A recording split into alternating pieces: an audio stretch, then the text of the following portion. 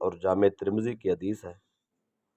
حضرت عمر بن شعیب اپنے باپ اور دادا سے روایت کرتے ہیں، فرماتے ہیں یحشر المتکبرون یوم القیامت امثال الذر فی صور الرجال۔ نبی اکرم صلی اللہ علیہ وسلم نے فرمایا قیامت کے دن متکبرین کو، مغرور لوگوں کو چھوٹی چھوٹی چونٹیوں کی صورت میں اٹھایا جائے۔ یہاں جو بڑے بنتے ہیں وہاں ان کو بالکل چھوٹا کر دیا جائے۔ یغشاہم الذل من کل مکان، اس کو ہر طرف سے ذلت نے گھیرا ہوگا۔ میدان حشر کی گرمی، میدان حشر میں چونٹیوں کی طرح چھوٹے چھوٹے ان کے وجود ہوں گے اور وہ بھی ذلیل و خوار ہوں گے۔ اللہ کی طرف سے لعنت اور ذلت ان پہ نازل ہو رہی ہو، جدھر بھی منہ کریں گے کہیں سے عزت نام کی کوئی چیز نہیں پائیں گے۔ یساقون الی سجن فی جہنم یقال لہ بولس، جہنم میں ایک جگہ کا نام ہے بولس، جہاں سارے جہنمیوں کی پیپ جمع ہوتی ہے۔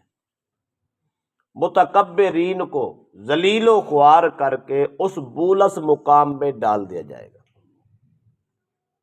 تعلوہم نار الانیار،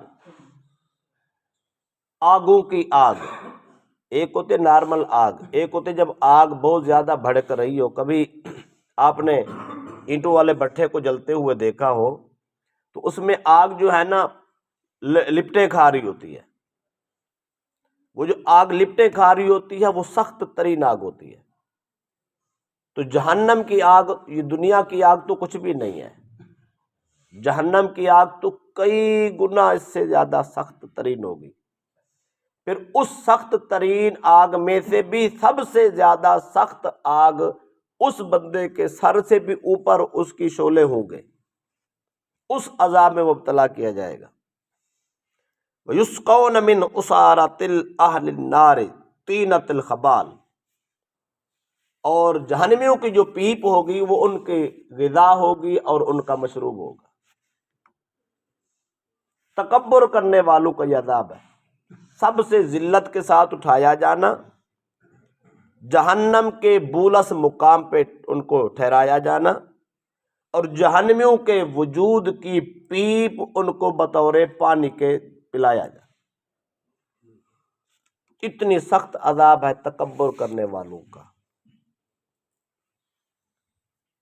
دوسری روایت حضرت عبداللہ بن مسعود رضی اللہ تعالیٰ سے، یہ صحیح مسلم کی روایت، فرماتے رسول اکرم صلی اللہ علیہ وسلم نے فرمایا لا يدخل الجنت من کان فی قلبہ مثقال ذرۃ من کبر، جس آدمی کے دل میں ذرہ برابر، رائی کے دانے کے برابر بھی تکبر ہوگا، وہ شخص تکبر کی حالت میں جنت داخل نہیں ہوگا۔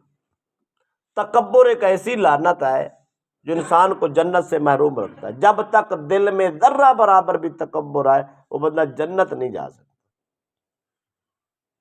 فقال رجل ان الرجل يحب ان يكون ثوبه حسنا، ایک صحابی رسول بولے، شارحین نے لکھا ہے وہ حضرت معاذ بن جبل تھے یا عبداللہ بن عمر تھے یا حضرت ربیعہ تھے، چونکہ حدیث میں نام نہیں ہے، شارحین نے اس کی تشریحات لکھی ہے۔ انہوں نے عرض کی یا رسول اللہ صلی اللہ علیہ وسلم، اگر تکبر کی اتنی سزا ہے، ذرہ برابر دل میں تکبر ہو بندہ جنت ہی نہیں جا سکتا، تو یہ اچھا لباس پہننا یہ بھی تکبر ہے، اور اچھے جوتے پہننا یہ بھی تکبر ہے۔ اس کی وجہ انہوں نے اس ماحول میں دیکھ رکھا تھا، جو اس زمانے کے متکبرین تھے ان کا لباس بڑا اعلیٰ، جوتے شاندار، بڑی ٹھاٹ باٹ، رنگ و روپ، بڑا دبدبا، اور بڑی شکلیں بنا کے لوگ پھرتے تھے، تکبر کرتے تھے۔ ان کے ذہن میں خیال آیا شاید اچھے لباس کا نام تکبر ہے، ممکن ہے اچھے جوتے پہننے کا نام تکبر ہے، اس ظاہری ٹھاٹ باٹ کو تکبر کہتے ہیں۔ تو تاجدار کائنات صلی اللہ علیہ وسلم نے جواب دیا، فرمایا ان اللہ جمیل یحب الجمال، اللہ خود خوبصورت ہے، وہ خوبصورتی کو پسند کرتا ہے۔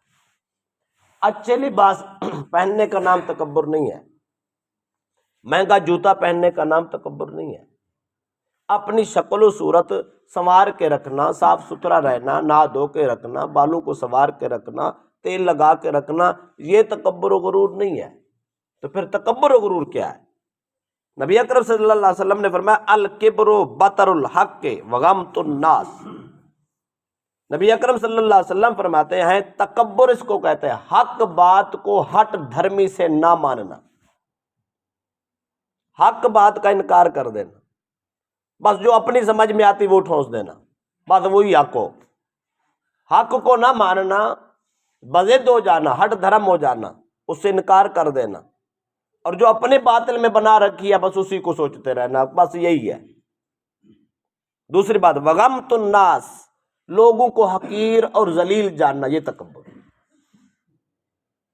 جس آدمی کے مائنڈ میں یہ ہے میں ہی سب کچھ ہوں باقی تو کچھ بھی نہیں، یہ تو سارے کیڑے مکوڑے، میرے سامنے کسی کی کیا ہستی ہے؟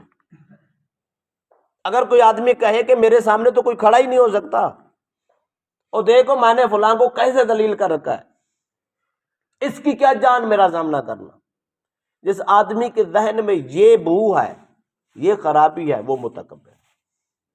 ہاں لباس بڑا اعلیٰ ہے، شکل صورت بہت خوبصورت بنا رکھی ہے، بظاہر پورے بن ٹھن کے رہتا ہے، لیکن خود کو حقیر اللہ کے ہاں سمجھتا ہے، کہتا ہے یا اللہ یہ سب میرے سے اچھے ہیں، میں تو گناہ گار ہوں۔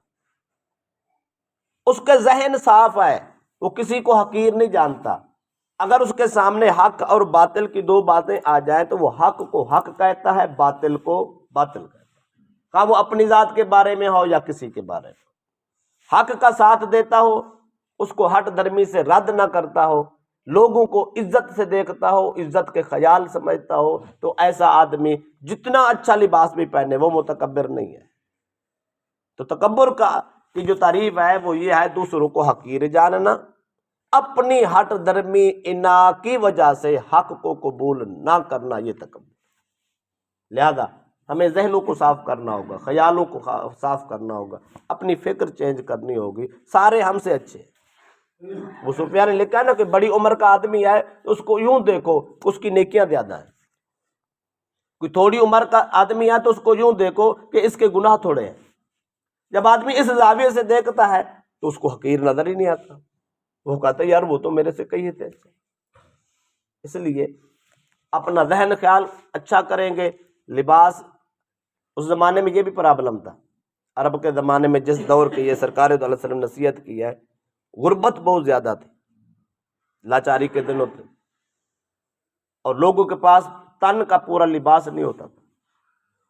اس دور کے جو امیر ہوتے تھے وہ بڑے لمبے لمبے لباس سلواتے، تہہ بند ان کے گھسٹ رہے ہوتے، اور وہ اس لیے پہنتے تھے لوگوں کو پتہ چلے میں بڑا امیر ہوں باقی تو سارے غریب ہیں۔ تکبر کی نیت سے وہ لمبا لباس پہنتے اور سلواتے تھے، تو یہ حکم اس وقت تکبر تھا۔ آج بھی اگر کوئی آدمی لباس اس لیے اچھا پہنتا ہے، اس لیے لمبا لباس پہنتا ہے لوگ سمجھے کہ یہ بڑا امیر ہے باقی تو سارے غریب ہیں، اپنا مالداری دکھانے کے لیے، لوگوں کو حقیر سمجھنے کے لیے یا غریب سمجھنے کے لیے ایسا کرے گا تو یہ تعریف پھر وہی 1400 سال پہلے کی ثابت ہو جائے گی کہ یہ بھی متکبر ہے۔